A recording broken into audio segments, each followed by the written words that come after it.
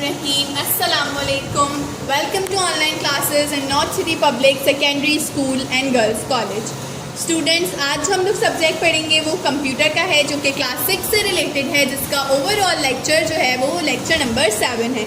हम लोग जो है आज चैप्टर 3 स्टार्ट करेंगे। आप लोग अपने साथ जो है अपनी रफ कॉपी और पेंसिल लेके बैठ जाएं, ताकि जब जो मैं आप लोगों को की पॉइंट बताऊं वो आप लोग अपने पास नोट डाउन कर सकें, जो जब आप लोग फिर जब होमवर्क करें या भी अपनी रिव्यू कर रहे हो, चैप्टर पढ़ रहे हो, तो आप लोगों के लिए आसानी हो। तो बेटा हमारे लिए हमारा जो चैप्टर नंबर 3 है उसका क्या नाम है? Advance features of MS Excel 2013। Chapter का नेम है advance features of MS Excel 2013। इसका पहले थोड़ा सा इंट्रो ले लेते हैं।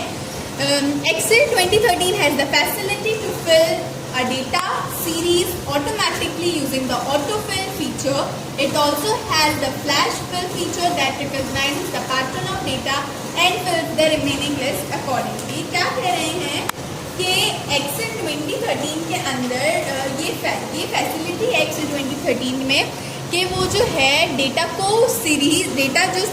की जो सीरीज होती है उसको ऑटोमेटिकली जो है फिल कर देता है। कौन सा फीचर यूज़ करके? ऑटोफिल फीचर को इस्तेमाल करते हुए वो डेटा की सीरीज को ऑटोमेटिकली फिल कर देता है। It also has the flash fill feature that recognises the pattern of data. Excel 2013 के अंदर एक और फीचर है जो क्या कहलाता है? फ्लैश फिल फीचर है, जो कि डेटा के पैटर्न को रिकॉग्नाइज करता है और जो रिमेनिंग लिस्ट होती है उसको उसके अकॉर्डिंगली फिल कर देता है।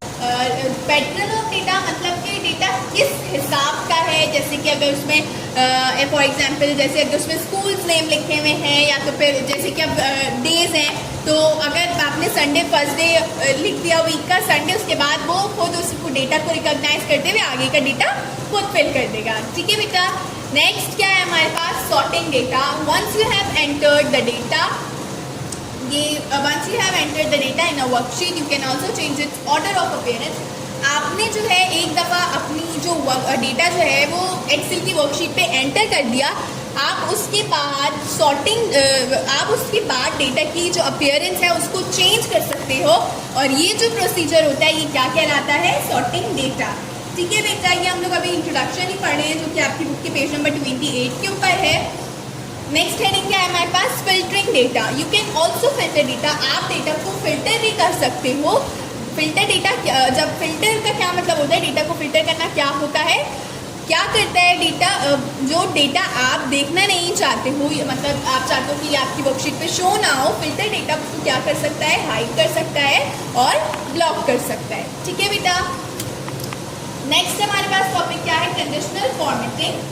Excel 2013 also has a feature called conditional formatting. Excel 2013 के अंदर एक और फीचर है जो कि क्या कहलाता है? Conditional formatting. वो उसका काम क्या होता है? That sets a cells format according to a condition that you specify. वो सेल का वो फॉर्मेट उस तरीके से सेल का फॉर्मेट जो है स्पेसिफाई उस अकॉर्डिंगली करता है, जो कि कंडीशन आप उसको स्पेसिफाई करते हो, सेल का वो फॉर्मेट वो जो है सेट कर देता है उस कंडीशन के मुताबिक जो आप स्पेसिफाई करते हो। इस प्रोसीजर को क्या कहा जाता है? Conditional formatting. Let us learn more about these advance features. ये जो था बेटा ये इंट्रोडक्शन था कि हम जो है चैप्टर में इसी के अकॉर्डिंग, इसी से रिलेटेड, इसी से अकॉर्डिंगली जो है हम लोग टॉपिक्स पढ़ेंगे। अब क्या है इनके बारे में और पढ़ते हैं, इन एडवांस फीचर्स के बारे में हम लोग आगे और पढ़ते हैं।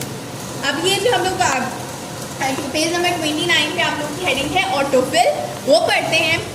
The autofill feature of Excel allows you to fill a range of cells with a series of data without actually typing it. क्या है ऑटोफिल फीचर? एक्सेल का जो ऑटोफिल फीचर है ये आपको जो है अलाउ करता है कि आप जो सेल की रेंज है वो डेटा सीरीज जो डेटा की जो सीरीज है उसको आप टाइप किए बगैर उसको फिल कर सकते हो। जैसा कि मैंने आपको बताया ऑटोफिल के फीचर से अगर आपने जैसे वीक से आप लोग जो है नेम्स लिख रहे हो, डेज नेम लिख रहे हो, संडे मंडे ट्यूसडे ये सब आप लिख रहे हो, आप अगर संडे लिख दोगे जो कि फर्स्ट डे ऑफ वीक होता है वो आप लिख दोगे, उसके बाद आपको पूरा मंडे ट्यूसडे वेडनेसडे नहीं लिखना पड़ेगा। ऑटोफिल के फीचर से ये एक खुद ही टाइप हो जाएगा। ठीक है बेटा। आप इसको सिलेक्ट करोगे, इसको सिलेक्ट कैसे करना है ये हम लोग देखते हैं बेटा। मैं आप लोगों को ये जो है प्रैक्टिकली बताती हूँ, साथ साथ इसके पॉइंट्स में रीड आउट करती रहूँगी ताकि आप लोगों को समझ जाए। एक्सेल की तरफ चलते हैं। अच्छा तो बेटा अब जो है हम लोग एक्सेल की शीट के ऊपर हैं, इसलिए सबसे पहले हम लोग पढ़ते हैं ये जो पॉइंट जो आपकी बुक पे स्टेप्स लिखे हुए हैं। आप लोग अपने सामने बेटा अपनी बुक्स रखें, क्योंकि आप लोग जो है साथ साथ बुक में देखें, मैं जो स्टेप्स रीड आउट कर रही हूँ आप लोग उसके ऊपर फिंगर रखें और साथ साथ उसको पढ़ते रहें। देखिए मैं कहाँ पढ़ रही हूँ, ठीक है बेटा। पेज नंबर 29, आपकी बुक के पेज नंबर 29 पर ऑटोफिल का फर्स्ट स्टेप हम लोग पढ़ रहे हैं। सेलेक्ट द सेल से B2, ये क्या कह रहे हैं, कॉलम B, और रॉ जो है वो 2 सेलेक्ट कर लें आप लोग। Which has the data say the first day of the week, जैसा कि मैंने आप लोगों को बताया उसके पास उसमें डेटा है, हम लिखेंगे संडे, जो सन लिखेंगे सिर्फ, जो कि क्या है फर्स्ट डे ऑफ वीक है। ये क्या है, इसमें हम लोगों ने लिख दिया संडे। फिर क्या कह रहे हैं, you want to fill the rest of the days of the week in the worksheet. अब आप लोगों को क्या करना है कि इस वर्कशीट के अंदर ये जो आप लोगों के पास जो कॉलम है इसके अंदर आपको रेस्ट ऑफ द डेज के जो है नेम आपको लिखने हैं। तो उसके लिए आपको क्या करना पड़ेगा, this is our cursor, move the cursor to the small black square at the lower right corner of the cell. ये देखें बेटा, ये सेल का जो लोअर राइट कॉर्नर है, ये हमारा कर्सर है, ये जो लोअर राइट कॉर्नर है इसके ऊपर हम लोगों ने क्लिक किया तो आपके पास प्लस का साइन आ जाएगा।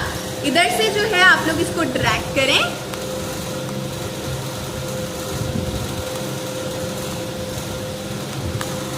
ये देखिए बेटा आप लोगों के पास इस तरह से क्या हो गया, आप लोगों ने ये जो बेटा प्लस का जो साइन आप लोगों के पास लोअर राइट कॉर्नर पे आता है, इसको क्या कहा जाता है, इसको फिल हैंडल कहा जाता है। और आप जब इसको आपने ये प्लस साइन में चेंज हो गया था, आपने कर्सर किया था, आपने इसको ड्रैग किया तो फिर आपने जब अपना माउस बटन छोड़ा तो ये क्या रेस्ट ऑफ द जो वीक के जो रेस्ट ऑफ द डेज है वो खुद ब खुद लिखे हुए आ गए। ये मैंने जैसा कि आपको बताया ऑटोफिल के फीचर से हम लोग क्या कर सकते हैं, विदाउट एक्चुअली टाइपिंग हम लोग खुद लिखने के बजाय सिर्फ हम कितना ईजी काम था ये, जस्ट हम लोगों ने माउस को ड्रैग किया और हमारे पास वर्कशीट में rest of the names of the days of the week वो क्या है हमारी वर्कशीट में अपेयर हो गए। इस तरह से इस फीचर को क्या कहते हैं, ऑटोफिल। अब हम लोग जो है ये आप लोग का जो बेटा ये पेज नंबर 29 पर ये ऑटोफिल के जो ऑप्शंस हैं, इनको ये पूरा चार्ट बना हुआ है टेबल 3.1, ये आप लोग इसके अंदर ऑप्शंस हैं और इनके क्या एक्शंस हैं, इनको आपको रीड आउट करना है, बिल्कुल इसी से रिलेटेड है, ठीक है बेटा। इनको आप लोग को अच्छे तरीके से पढ़ना है, सही है बेटा। अब जो है हम लोगों को ऑटोफिल का जो टॉपिक है वो कंप्लीट हो गया है। अब हम चलते हैं कस्टम लिस्ट की तरफ। पहले इसकी थोड़ी रीडिंग करेंगे। Custom list, you have seen that autofill can fill in the names of the days of the week and the months in a year. This is because these lists are already stored in custom lists. ये क्या कह रहे हैं कि आपने देखा कि autofill का जो फीचर है वो क्या कर सकता है, name of the days of the week और मंथ्स इन अ ईयर ये सब फिल कर सकता है। ये क्यों, क्योंकि this is because these list, क्योंकि ये जो लिस्ट है ये ऑलरेडी पहले से ही कस्टम लिस्ट के अंदर सेव हुई हुई होती हैं, स्टोर्ड हुई हुई होती हैं, ठीक है बेटा। अब क्या है, हम लोग इसके थोड़े से जो है पॉइंट्स पढ़ेंगे। ये क्या कह रहे हैं, you can add your own list to the custom list. आप अपनी खुद की जो लिस्ट है वो कस्टम लिस्ट के अंदर आप ऐड कर सकते हो, ठीक है। There are 2 ways to add a list. ये जो बेटा मैं पॉइंट्स पढ़ी हूँ ये आप लोग बुक की पेज नंबर 30 पर आपकी जो टॉपिक है कस्टम लिस्ट वहाँ पे है, उनको रीड आउट करें। There are 2 ways to add a list, by importing of list of items, by typing the list in the custom list box dialog box. ये क्या कह रहे हैं, या तो फिर आप अपनी जो आपको जो लिस्ट ऐड करनी है वो आप या तो आप इंपोर्ट कर सकते हो या तो खुद से टाइप कर सकते हो। तो क्या होगा, आपकी कस्टम लिस्ट, आपकी जो खुद से आपको कस्टम लिस्ट ऐड करनी है वो ऐड हो जाएगी, ठीक है बेटा। इसमें जो है पॉइंट्स लिखे हुए हैं कस्टम लिस्ट ऐड करने के, जो कि इंशाल्लाह हम लोग नेक्स्ट लेक्चर के अंदर कवर करेंगे। मैं आप लोग को प्रैक्टिकली बताऊंगी कि कस्टम लिस्ट जो है आप लोग खुद से कैसे क्रिएट कर सकते हैं। तब तक के लिए आप लोग को मैंने क्या होमवर्क दिया है, ऑटोफिल का जो आप लोगों का मैंने जो टेबल दिखाया है उसको आपको अपनी अच्छे से उसको रीड आउट करना है और उसको अपना चैप्टर 3 का टाइटल पेज बनाने के बाद ऑटोफिल का चार्ट बनाना है अपनी फेयर कॉपी में। और फेयर कॉपी आप लोगों को फ्राइडे को या तो फिर सैटरडे को अपने पेरेंट्स के थ्रू स्कूल में सबमिट करवानी है, ताकि मैं आप लोगों का काम चेक कर सकूँ। वीकली आप लोगों का काम चेक होगा, तो आप लोगों का जो है इतना बर्डन नहीं आएगा, वीकली काम चेक होता रहेगा। तो आप लोग को क्या करना है कि अपना काम अपनी ये जो टेबल है वो बुक से देखकर अपनी आप लोग की जो बुक है 7th क्लास की उससे देखकर आप लोग को अपने कॉपी में कंप्लीट करना है। ठीक है बेटा, मैं आप लोगों से मिलूंगी नेक्स्ट लेक्चर में जब हम देखेंगे कस्टम लिस्ट को। प्रैक्टिकली मैं आप लोग को एक्चुअली बताऊंगी कि हम उसे कैसे डालते हैं, कैसे ऐड करते हैं अपनी ओन कस्टम लिस्ट। तब तक के लिए आप लोग अपना ख्याल रखिएगा। अल्लाह हाफिज़।